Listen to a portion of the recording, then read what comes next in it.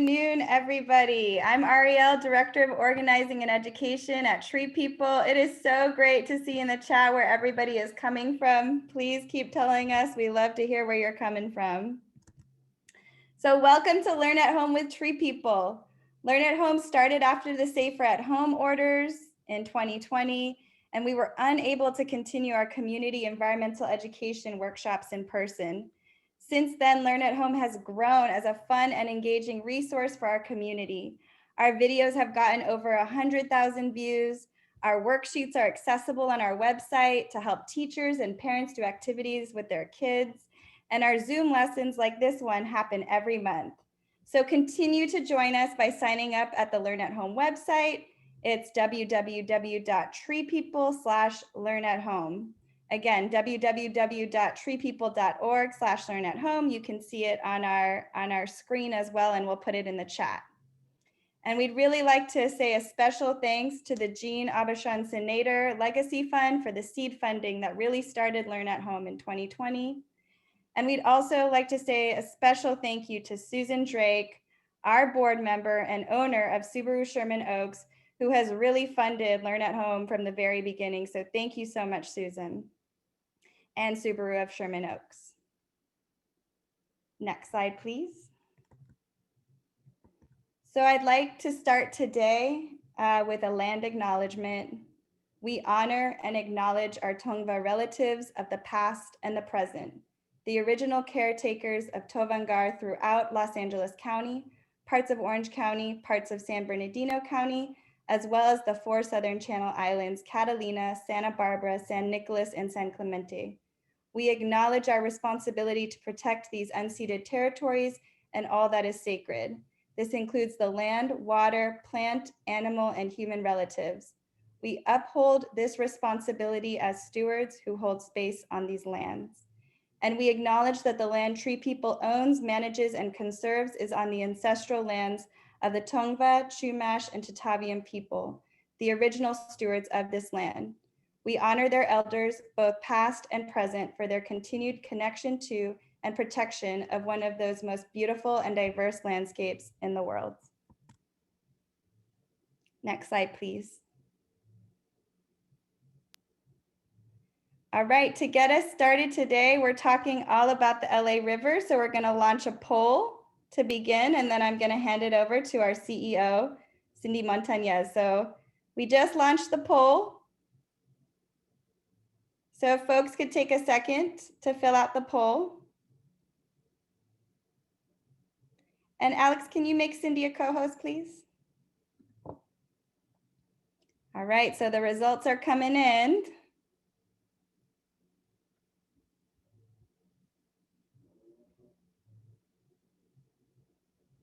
Give it a couple more seconds before we end the poll. They're still coming in. This is great. Okay, Emmy, do you want to go ahead and end the poll?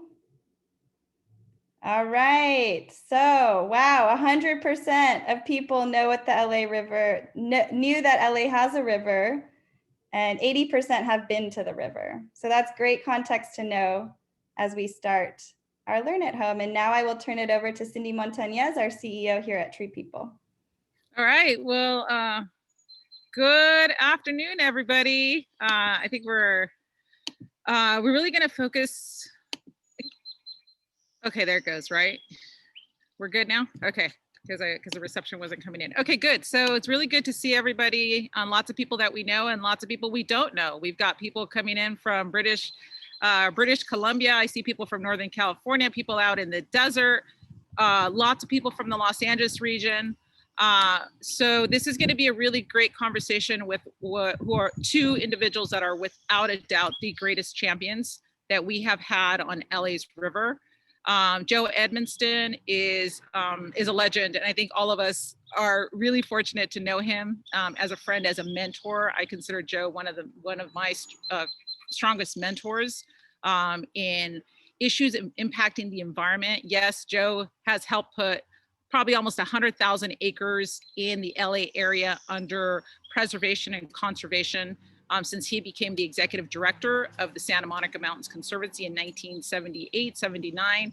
But really, Joe was the first person that I started working with myself as a young elected official to put smaller pieces of parcels along what we were historically calling the wash in areas of the Northeast San Fernando Valley that were tributaries into the LA River. And really the first person that I saw begin to invest some serious dollars on equity issues and resilience in communities of color and urban communities along these major tributaries and the Los Angeles River.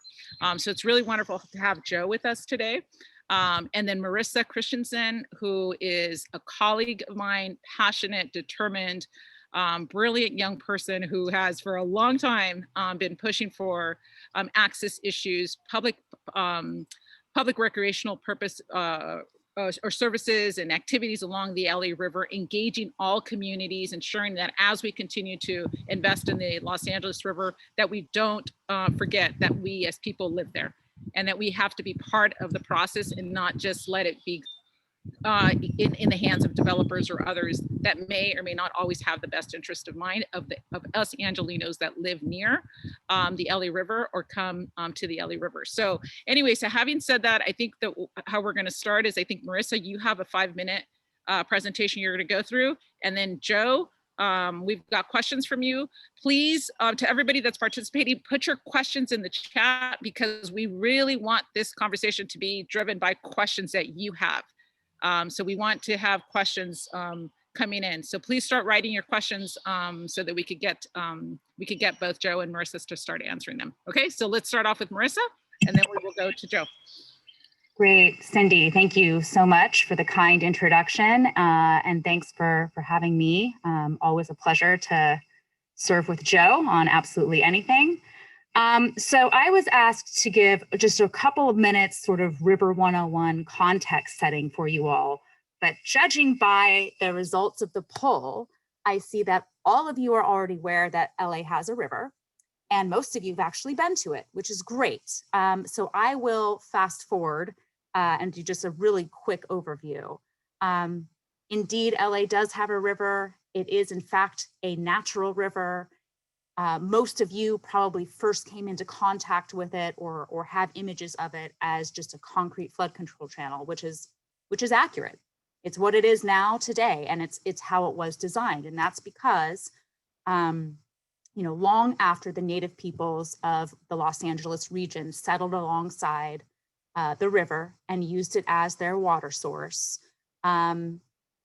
white colonialism came in, and LA grew up around the river and is why the city is where it is. And as development sort of infringed on the river's edges, floods started to claim lives and property. And specifically in 1938, there was a catastrophic flood, the largest that we've seen, since then. Now, we haven't seen a larger one.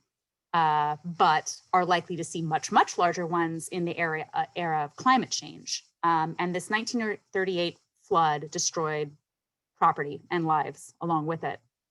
And so the Army Corps came along and did what it does and designed to control Mother Nature. They encased the river in concrete with the singular purpose of shunting stormwater as quickly as possible out to the Pacific Ocean, which is how it functions today and where it still outfalls today. And when that happened, we all lost an important natural resource. This is a riparian river, which is a unique type of ecosystem, an important ecosystem to the function of the planet and humankind. And that is particularly important in this dawn of climate change. And I think that's a big piece of what we're going to be talking about here today. This is a 51-mile body of water that flows through some of LA's most densely populated and disadvantaged communities. And these are the communities that are going to be hit first and hardest by climate change. And climate change isn't coming, it's here. Whether it's the freezes in Texas or the wildfires that we experience at this point year after year, where it feels like the entire world is burning. Climate change is very much at our doorstep, and the river in stormwater management terms, is going to have a bigger job than it can currently handle when we get these huge climate storms. The river is not designed to, accommodate a 500-year event. And that's the type of event that people are talking about needing to be prepared for. And so this river is at this very important intersection. There's a fork in the road where either the river can be sort of a liability, where we continue to put the communities that live alongside it potentially in harm's way, or the river can be a beautiful, accessible, and crucially important piece to LA's climate resiliency.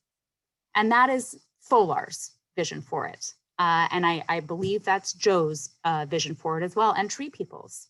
So there are many advocates that share this vision of a green river, a river that functions for carbon sequestration and urban cooling and biodiversity, all of these things that can help us survive and live in a comfortable manner through climate change. And we have a duty. We have a duty, for decades, the neighborhoods that were relegated to the river's banks were the neighborhoods that are, and populations that are frequently relegated alongside pieces of infrastructure. And we have an opportunity now to correct some of that historic marginalization. And the challenge at hand is that while advocates and leaders like Joe have done a wonderful job in the past decades of drawing public attention and political will to seeing this river for a different potential, for a multi-beneficial potential, the challenge is still to take the main jurisdictional authorities of the river, which are the Army Corps and the County of LA, and shift their priorities and get them to see this as, yes, needing to function for flood control, absolutely, but that can coexist with these other potential benefits as well. So with that, there is hope. There is hope with leaders like Cindy and with Joe, and I think that is probably all the intro that we need. Okay, thank you, Marissa, for that. And Friends of the LA River, really has a long history. You were the ones that really started bringing people to the LA River and literally opening up chain link fences to allow people to begin to get in. And it's just an incredible story how people from the community, as many of you know, that are part of this our talk today, but those that are not from Los Angeles, it really is an incredible movement of people that said, we want to, have the LA River be part of our, natural ecosystem, our recreational activities, and have LA Angelinos, relate to the LA River.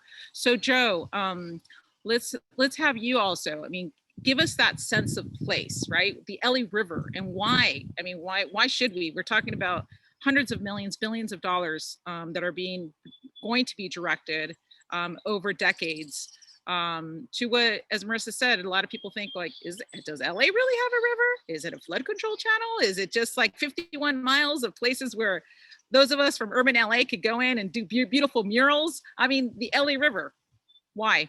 And why should Angelinos and people from outside truly care about the LA River as a key artery for equity and resilience for the region?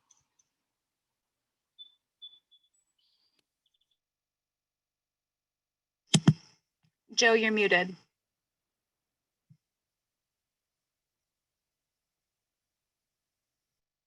Unmute myself. All right. There you go. After a year of Zoom, you'd think I would know that, but no.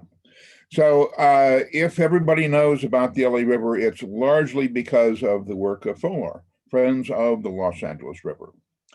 And if people know Los Angeles in general, it has a heck of a lot to do with the fact that there's TreePeople. And there's an interesting confluence here. TreePeople got started really in the late 70s as a result of responding to huge rainfall events, otherwise known as flooding in the mountains. And ultimately all that water went down to the LA River. At that point, it was a muddy concoction and not looked upon very favorably. And you would have people who daily would cross over the bridges. And if you would ask them, is there a river there? No, that was a bridge. And what was down below it? That was concrete. Well, in those great flood events of the late 70s and subsequently, the water came almost up to the bridges. And then people said, oh, we really have a river here. What do we do about it? And so those two confluences of the environmental education that TreePeople has done, and particularly in communities that knew, when the sad thing about LA is when impacts happen on disadvantaged communities, nobody cares.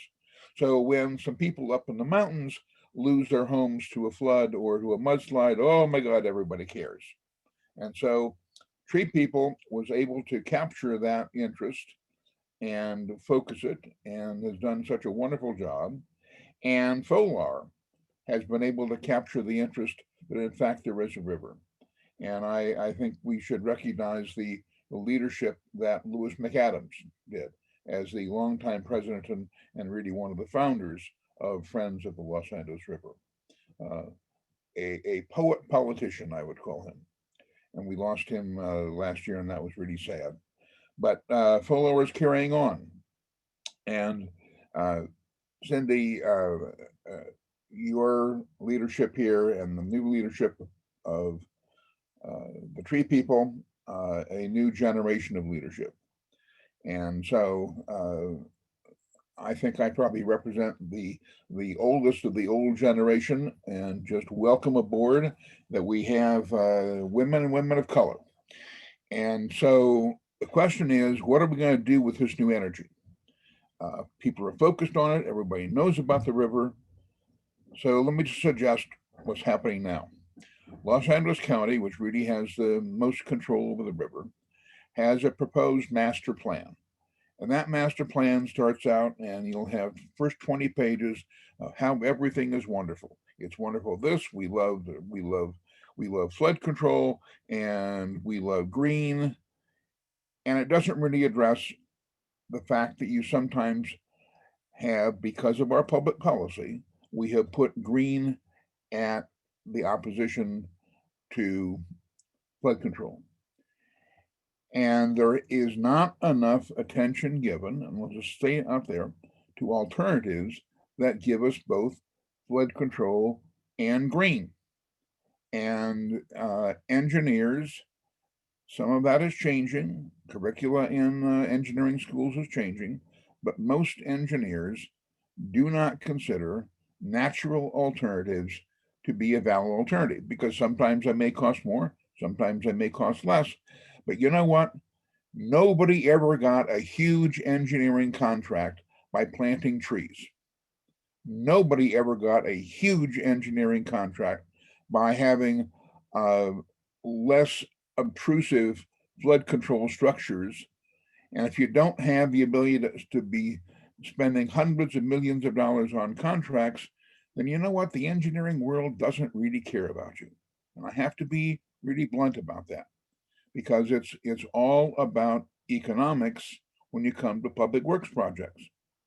And sure, some of that needs to happen, but does it need to happen in such a massive agglomeration of concrete that you wouldn't know that there was a river there? And I think the answer is all around the world, people are coming, cities are coming to the understanding that the river is not just a question of how you get water from one place to another as quickly as possible. And I hope that we've sent, a number of our civic officials around the world on these junkets, and they all come back and said, oh, we've learned so much from this. We've learned so much. Unfortunately, the Los Angeles River Draft Master Plan doesn't really reflect a lot of what they should have learned as they were going on their junkets around the world. Now, if you judge a plan by all the nice and pretty words that are at the beginning of the plan, then it's all fine. And we can walk away and say, boy, they've done a great job. We can't judge plans by that. We have to judge plans by their proposed outcomes, by their outcomes. And I do not see enough in the Los Angeles River Master Plan of a green outcome. And I think that's a question that we have to be posing. At the end of the day, if all of these proposals are implemented, how do we get closer to a natural river? How do we get closer to a natural river? And I'm challenging the flood control district, which is really run by the LA County Board of Supervisors. They're the governing board of the flood control district. And the flood control district amended their statute a couple of years ago to put environmental protection as part of their mandate. So they're no longer just using the LA River as a flume. So we have another month and a half before the comment period is over on that master plan. And if you Google Los Angeles River Master Plan, all the information will come up. And I really suggest that after this, not before, don't prematurely leave the webinar here, but after the webinar is over, we want you to massively flood Google and say, what is this all about? There are input opportunities through, they're not having in-person hearings, but there are input opportunities through the internet directly into the flood control district. And I would love to see the flood control district flooded with public comments saying, where's the green? We see where the concrete is, where is the green? Hear, hear, Joe. I agree with everything you just said. And I believe Ariel just let everybody know that she will be placing links at the end of this presentation on exactly how to get involved. One of the ways you can get involved is through FOLAR's website. We actually have a comment portal where we break down some of the issues of the plan, including everything Joe just outlined, and give you a one-click ability to send a comment to the flood control district. Yeah, so for some of the people on our call that may be new to the master plan, right? The first time the LA County did a master plan for the river was way back 1996, right? Around that time. And now in 2020, it's what we were discussing. So Cindy, why were they forced to do that master plan? Yeah. Okay, so let's talk about that, right? Let's see, why were they forced to do that? And then now, why were they forced to do it? What has happened? So it was because a coalition, including FOLAR, and I believe also TreePeople, a coalition sued the flood control district and said, you're not considering all the viable alternatives. And then they were forced by the court, or by consent decree, to do a new master plan. And that's right. We're now trying to upgrade that master plan. But again, they wouldn't have done it had it not been for the lawsuit by the enviros. Exactly. And I think though that history is really important for everybody to know and to hear, because this is why it's so important for us to provide those comments, right? And so again, so let's go kind of high level very quickly, so that for people that may be listening to this for the first time, what are kind of the key provisions? So yes, greening the LA River. And so if you are a community member, right, and you may not work for some of our environmental organizations that are deeper into it, what are the types of comments, right, that we should say specifically? And are there certain sections of the river that may have greater opportunity for more of the natural opportunities with, you know, what are those areas? I mean, there's some questions here, right, where people are saying, they're asking, it's like, we want to get advice, opinions on the master plan, right? The master plan, Taylor Yard, for example, G2, like, are these are certain parcels that may potentially provide greater opportunity. So can you both speak to like greatest opportunity for those of us that are in the community, right? We're tree people, we're friends of the LA River. We are Angelinos that really want to see this river come to life and be that river that historically was part of Los Angeles. Can you tell us, like, give us like some deeper advice of things that Angelinos can do to make sure that we get the county to truly create a master plan that reflects that vision and that desire from way back 1996, if not before? Yes, certainly. So first and foremost, the fact that the plan itself is really hard to weigh through. It does not actually read like a master plan. There's no list of projects that are going to come out of this, it's very opaque. And for someone like me who does this day in and day out, it's opaque for me to understand. So I actually think it's a disservice to the public, who, by the way, spent $10 million on this master plan, to have this hard of a time to even understand what it is they should be commenting on. And I think that's a worthy comment to make back to the Board of Supervisors in the flood control district. But in terms of the potential of the river that is not captured in this plan, in terms of climate change, which again is the issue of our time, and it's here now, the only breath of climate resilience that is paid at all in the plan is in needing to refortify the channel to get ready for these big storms. Nothing about healthy ecosystems and the potential for efficient carbon sequestration or urban cooling for some of the, like we said, communities that are going to need it most. It's just not looked at in that sort of holistic way. The other major issue is that it is a plan that looks only at the main stem of the river. And somebody asked earlier here, I saw in the chat, how much of the watershed ends up dumped into the river? And the answer is 800 some odd square miles. Okay, that's a lot of water that ends up in the river. And certainly, if you're looking just at the river and how do we remove concrete and get more trees and more green space and more access into the channel, the answer is, well, you can't if all you're doing is looking at just the river. But if you start to look off channel across the watershed and do some of the work that TreePeople's doing, where you're talking about permeable surfaces everywhere, or stormwater detention basins, or converting golf courses into stormwater detention, really innovative things that are happening elsewhere in the world, then all of a sudden you're taking pressure off the river, and the river can have a little bit more ability and a little bit more room to serve some of these other functions. So a very good example here is the work that Cindy was doing in a previous incarnation as an elected official, several times, where you're taking a look at, for example, Pacoima Wash, which has a number of additional opportunities. It's broader right-of-way. Things can happen there. There are detention basins, things that can be turned around. So if you spend as much time in the valley as I do, people, I don't think, recognize how many former gravel pits there are, how many detention basins there are. And all of these can be turned around and turned into lakes for stormwater 3 months of the year, and recreational opportunities the rest of the year. And I don't think that we're taking a look at that. And the flood control district says, well, you know what? That's good, but we want to have most of our money spent on our core function, which is flood control.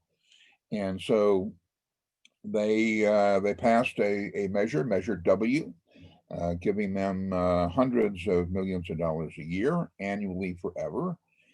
And I think we need to talk to the Board of Supervisors about, of those hundreds of millions of dollars every year, how much is going to go to multi-benefit projects. That's a technical term, but everybody understands multi-benefit. Everybody wins from a project.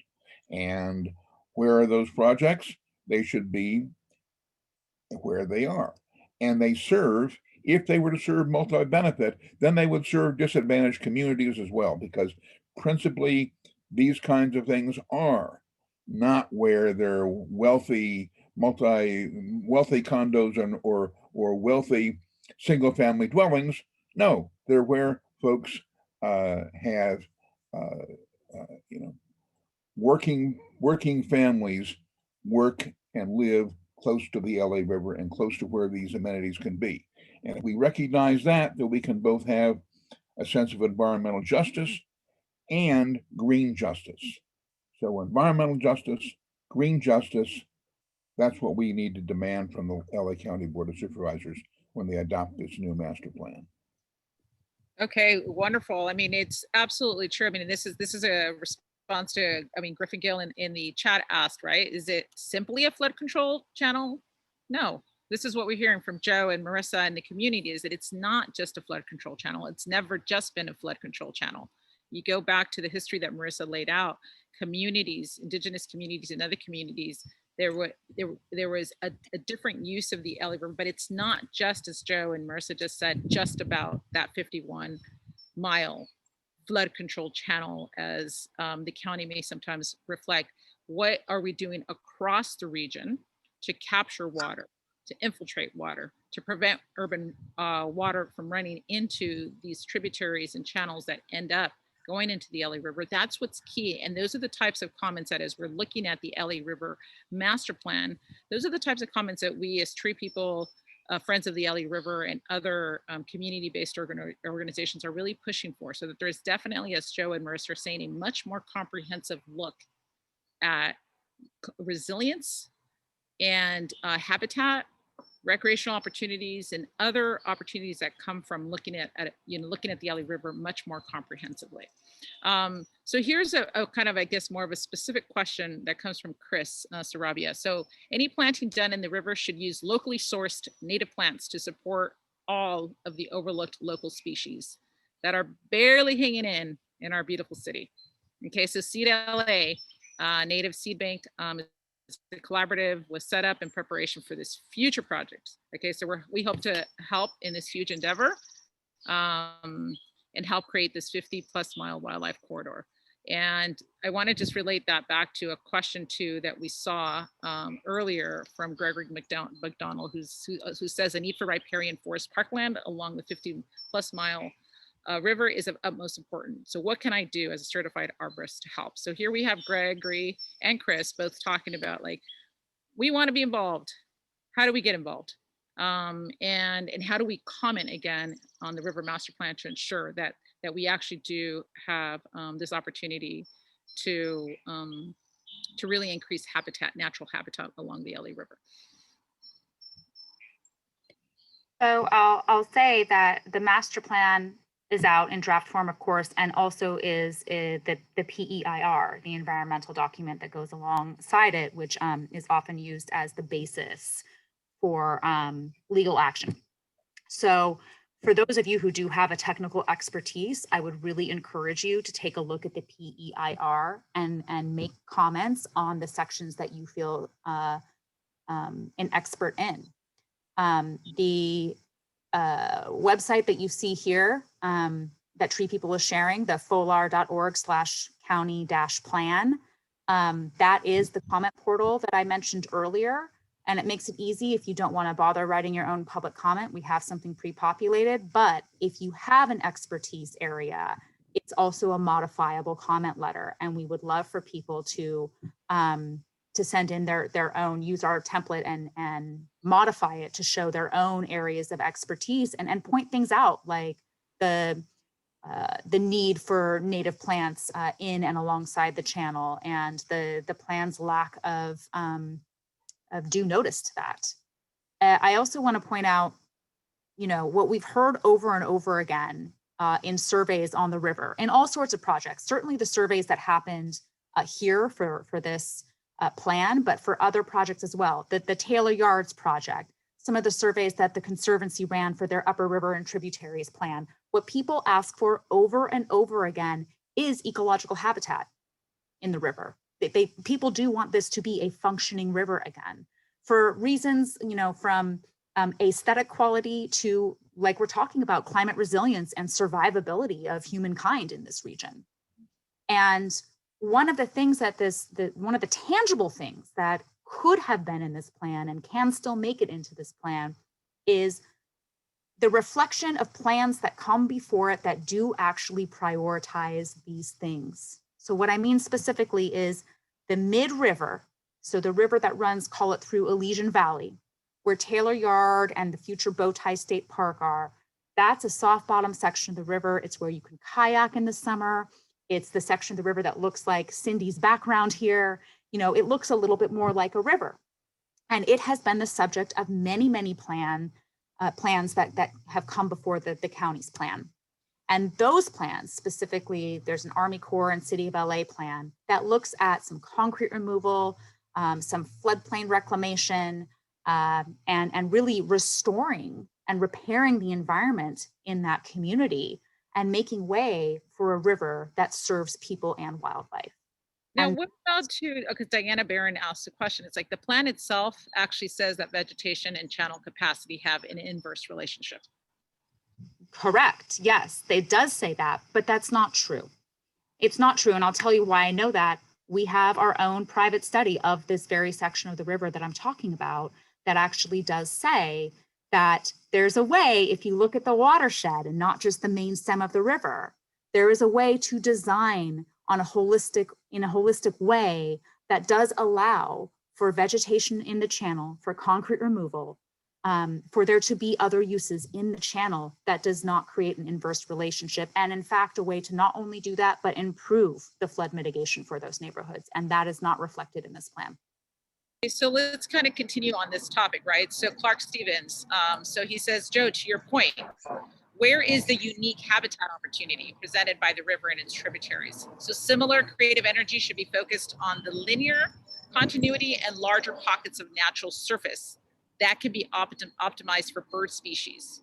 Okay, so again, I think what we're hearing from people involved in today's conversation and community around is like those unique habitat opportunities and us being able to make the point and the argument that they do not have an inverse relationship. So Marissa, your study is a really important one. I think we should share that with the group so people are familiar. So so Joe, I mean, that's a question to you. It's like, Okay. where's another so Clark Clark is head of the Resource Conservation District of the Santa Monica Mountains, and tremendous contribution that organization and Clark has made. So we should be amending the city's ordinances to provide that when development is coming along adjacent to the river, that there be a green corridor between that development and the river, and that corridor have public access. So there's bike paths and walking paths, and that is planted with native vegetation so that we don't have necessarily ornamental, you can have bright colored native vegetation. You don't have to have exotic ornamentals, and that it should be vegetation that is a plant palette. And I think one of the commenters said, you know, as an arborist, what can I do? Well, develop a plant palette that is totally consistent with the river. All of these are things that can be done, and we've had a good start here about various parks along the river. One thing about a wildlife refuge, LA, I want to have a LA River Wildlife Refuge. What is a wildlife that doesn't have to be contiguous? It's birds.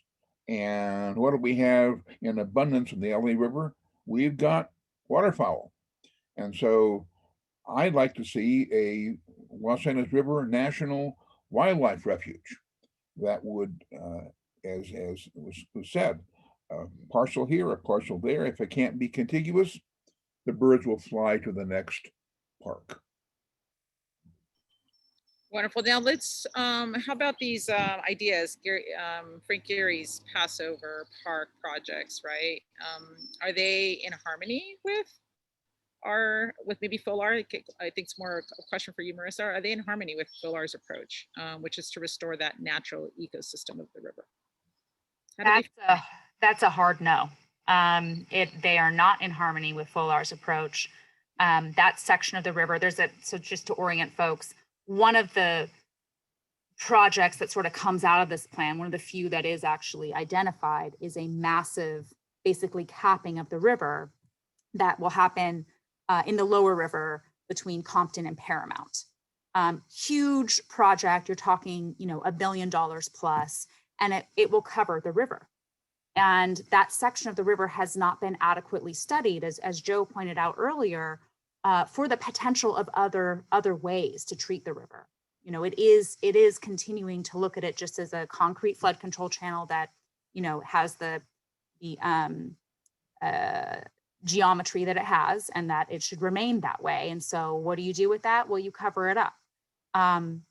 So listen, after extensive study of looking at all the different opportunities, and people and the community lands on this capping idea, and that's what everybody decides is best, fine. But that hasn't happened. This is the one sort of option that's been presented to folks down there without real explanation about what we are subverting. And we're subverting improved flood control, right? You're putting a cap over it, so that is the volume that will remain.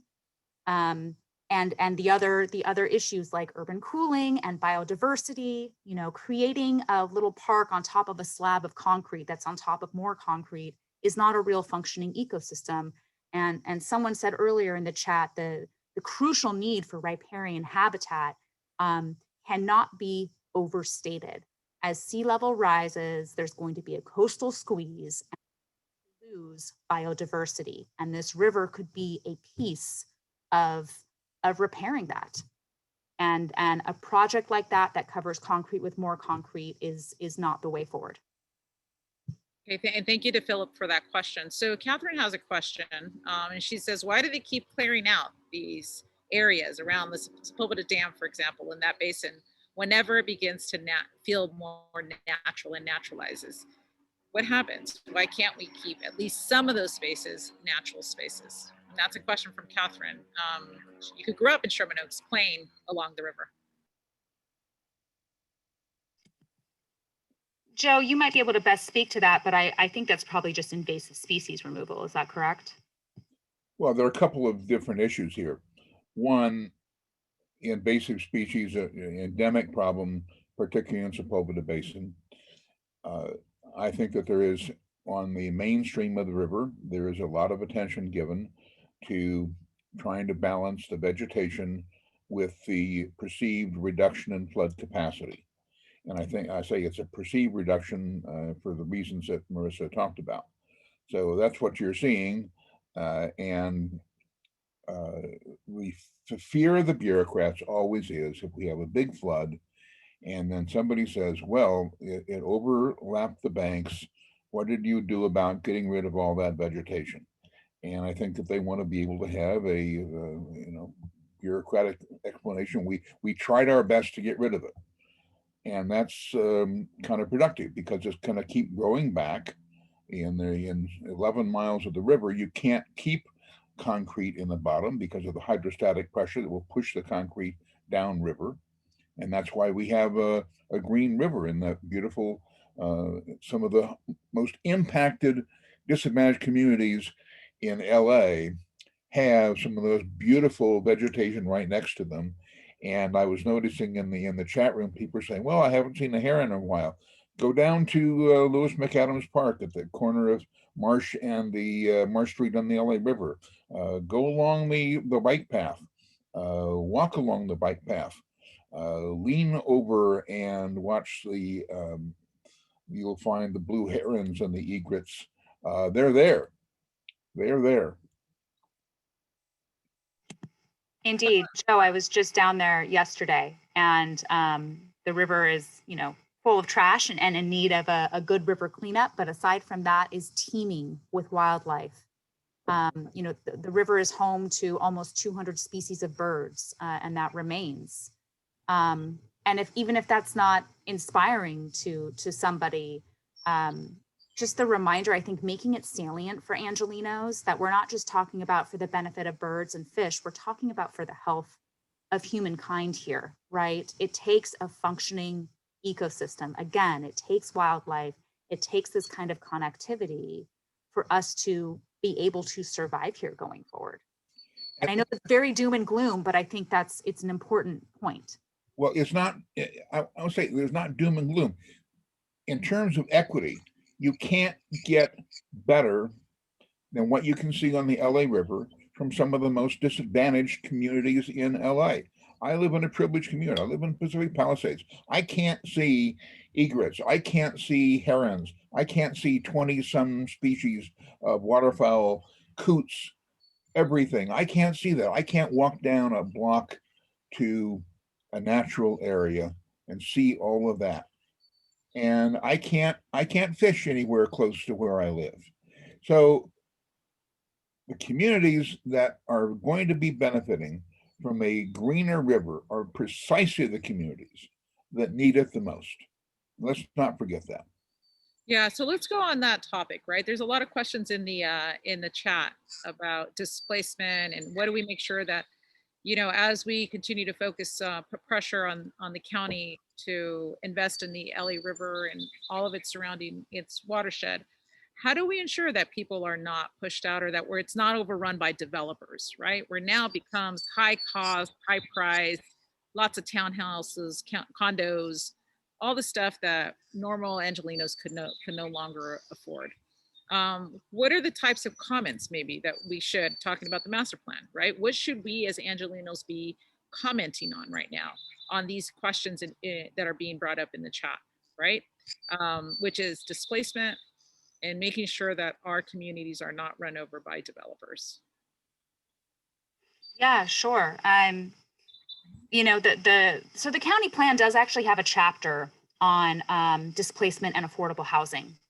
And there's some reasonable language around potential policies that can be put in place. But the problem is that there's no prioritization to putting those policies in place ahead of project proposals. And so it becomes sort of this toothless chapter that won't actually do anything to protect these communities while big, huge billion-dollar river capping projects are being put out there. And the second that they're put out there, real estate speculation starts and the slow turning wheel of displacement begins. And so one of the comments people can make about this plan is that they need firmer and prioritized commitment to putting anti-displacement policies and affordable housing policies in place ahead of any project. And that is not something that the county has been open to thus far. So let me just add on to that. The county would say with some small justification, well, all these bond measures and all these financing mechanisms were intended for flood control. They weren't intended for societal benefit projects in general or to help anybody other than get the water from A to B as quick as possible. And the recognition has to be that there won't be a societal consensus to do that unless there is equity.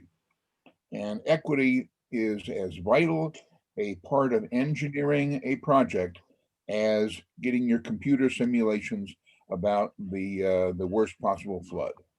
So add on to the worst possible flood, what is the worst possible economic outcome for the community, the worst possible racial outcome for the community, and put that into, and maybe we ought to have as part of the environmental impact report, there ought to be a community impact section, a community impact report that is just as considered and just as legally viable as an EIR, environmental impact report. Okay, so these are really good. So I hope everybody asking questions, right, that are concerned about undeveloped land currently or green spaces along the LA River that may have additional pressures. Please do provide comments on the master plan. It's really critical that we are able to preserve some of these spaces and continue to push for additional natural open spaces along the LA River. Somebody has, I think it's come up a couple questions, the Emerald Necklace vision plan and how it's relation to what we're talking about, the LA River. So I just want to make sure that gets answered because I've seen it at least 2 or 3 times on our chat. Joe, you have better history there. Oh, the Emerald Necklace is a wonderful concept. It has been applied a couple of places. The place that I know that it has been applied with some degree of success is in the San Gabriel River watershed. And our sister conservancy, the Lower Los Angeles River and San Gabriel Conservancy, has pioneered the idea of this emerald necklace in the San Gabriel Valley, which is essentially, we're going to have, if we can't have 1,000 acres of parks all in one area, let's have 1,000 acres of parks, 10 acres here, 5 acres here, etc. That's a concept, and they've been having some pretty good success there in San Gabriel Valley. I think we don't call it an emerald necklace in the San Fernando Valley, because that's a little bit too highfalutin, isn't it, Cindy? Yeah. Okay. We still call it improving our Pocono wash. Yeah. We're a tributary to the LA River, but hey, lots of good things happening out in the valley. And which, takes me to right here, North Hollywood. So Victory Steam Magnet in North Hollywood. Very proud of the bioswales, permeable paths, et cetera, that the students and the teachers are doing together. They're working with a few organizations. We as TreePeople love working with them. So this goes back to, again, I think both with you, Joe, you and Marissa were talking about that, where it's even beyond just that 51 miles along the LA River, that when we submit comments, we absolutely should be submitting comments like these, right? Improving capture at schools. So can you again talk about that, and maybe specifically for youth, teachers, and our school community? What should they be doing right now in comments for the LA River Master Plan? And how can the schools help out and be part of this? Marissa? Yeah, I think it'd be really powerful if classes of students could get together and write comment letters together. Again, feel free to use the template that Fuller has up on our website if you need a little bit of a boost to start. And I think some other people have put some other resources for potential comments in the chat as well. But nothing sways an elected official like hearing from the youth in their constituency. And I think what we haven't talked about here today, I mean, Joe mentioned it, but the comments for the master plan are going to the flood control district. And that's where our comment letters go as well. But what we're going to do at the end of this comment period is batch every comment letter that goes through our website, and based on the zip codes that people put in themselves, and send in one big batch to each of the supervisors to show them how many people in their specific districts wrote in with concerns. And so for student classes, for a whole class of students to get together and actually send directly to their board of supervisors their comments and concerns, I think that would be really powerful. Okay, wonderful. Okay, so let me go, and I just want to read Montserrat's comments. You see, and Montserrat says, "I've seen an amazing river project, Sonata's River. So the transformation of the river is so incredible. It is really an ecosystem now with fish, river plants, and birds. The part that runs through the center of the city, people are enjoying and bringing the river to life, especially during the hot summer." So in closing comments, both of you, what's your ultimate vision for the LA River? We're going to make this happen. We haven't been at it for this long for the Angelinos to not succeed. So tell us like what you want to see and how we as a community get behind those visions. Well, I'll start out. Oh, I was going to say you should be the closer. Okay, go, Joe. Go. So I used to joke with Lewis McAdams, founder of the Friends of the River, and he said, "You know, Joe, my vision is to restore the steelhead to the Los Angeles River." And I said, "I think that's a great vision, and I'm going to eat the first one." So I love it. The vision is that we have a river that people can fish in, that people can enjoy. That's a true river, and that's within our grasp. If we can do it in Elysian Valley, we can do it up and down the river. And I'll leave you with just this great little story. There at Lewis McAdams Park, I'm down there very frequently. It was pre-COVID, and there was a family, and they were there, and they were fishing. And I'm a bad fisherman. I don't catch much, but I went down and says, "What are you using?" and all this, and the guy said, I said, "I use salmon eggs," and he said, "No, white bread. It's the best lure there is, white bread," and he had a whole bucket full of fish, and so I just love that. It can be a relation to nature that doesn't have to be a whole bunch of rich white people. And the exciting thing is that it is an organic community resource that's being used now by the community. And let's just have the Elysian Valley 11-mile segment of that replicated up and down the LA River. That's the vision that I have. Beautiful. Marissa. I absolutely agree with that 11-mile section that looks like a Elysian Valley. We know it can be done, and I think we should stick to it. It's a real case study for the rest of the river and for the world over. Ditto to everything that Joe said, and I'll add this.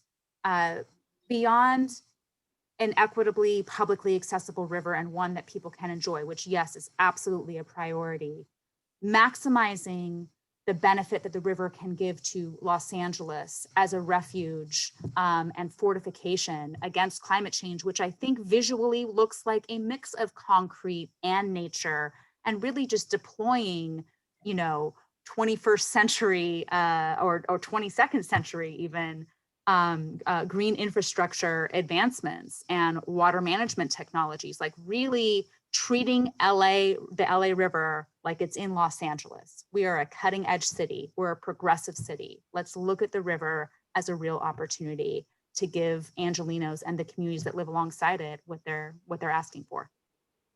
Wonderful. Thank you both for your decades, literally, of advocacy for our river. Ariel and Marissa, I think you could kind of go through again how people can be involved. Angelenos, this is really an incredible opportunity for us to take action and join a lot of other community members. You don't have to be part of an organization, but if you want to be part of an organization that is most knowledgeable on the LA River, it's definitely Friends of the LA River. And so I just recommend reaching out to Marissa, reaching out to friends. We as TreePeople currently in partnership with them, as are many other of our partners, Heal the Bay and Waterkeeper, and the list goes on. Mujeres de la Tierra, Come Beautiful, the list goes on of just organizations that are part of making sure that we get that LA River that Joe and Marissa just talked about. So we appreciate everybody participating with us. Marissa, I'll let you go through like what we can do to take action and make these dreams become a reality. Yeah. So again, just want to plug the folar.org/county-plan. That's up on the screen right now. Please do take a moment to navigate to that webpage. What we've tried to do is break down a very complex plan into bite-sized issues and make it easy for people to comment.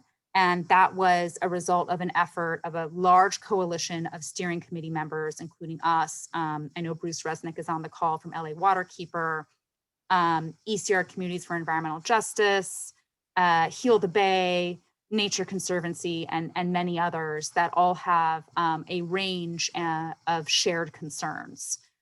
So that webpage and everything you see on it is the result of a brain trust that's been really focused on the river and this plan for a long time. And we hope it's useful to folks. And then I'd like to share what the other link is. TreePeople is currently working with 12 other community-based orgs to disseminate LA's first ever water equity survey. You can comment about the river, specifically where you live. You can comment about flooding, water quality, all things water. And that feedback will feed back into millions of dollars, really what Joe was talking about, Measure W, and through the state water infrastructure projects, into where can we put projects that are led by community needs and community feedback. And so the more feedback we get on this water equity survey, the more those water infrastructure dollars will go towards what community needs and what community wants. So please go ahead. It's a 15-minute survey at watertalks.la, offered in English, Spanish, Chinese, and Korean. And we'll probably have a couple more as well. Okay, wonderful. So thank you everyone for joining. Thank you again, Joe, Marissa, for inspiring us. Let's get our fishing poles together. We are going to be fishing. We will be eating, with Joe, that wonderful steelhead trout someday, when it's flowing in the LA River. But really, this is not a flood control channel. We know that, for water to move out of the region. This is an artery for equity and resilience, and everyone from all over. It's your river, it's our river, And so please do get involved. Again, questions are welcome to us, to Friends of the LA River. Send us the questions, submit your comments. No comment is too simple. No comment is too complex. We know the issues. We want the LA River to be a place that is a natural, has natural habitat, and allows for access. It's for all of us, as Angeline knows, affordability and access and equity are just key components to it. So thank you, Joe, Marissa, for inspiring us, and to everyone for being part of today's discussion. Okay, so thank you. Good idea. Let's make it happen. All right. Bye, everybody.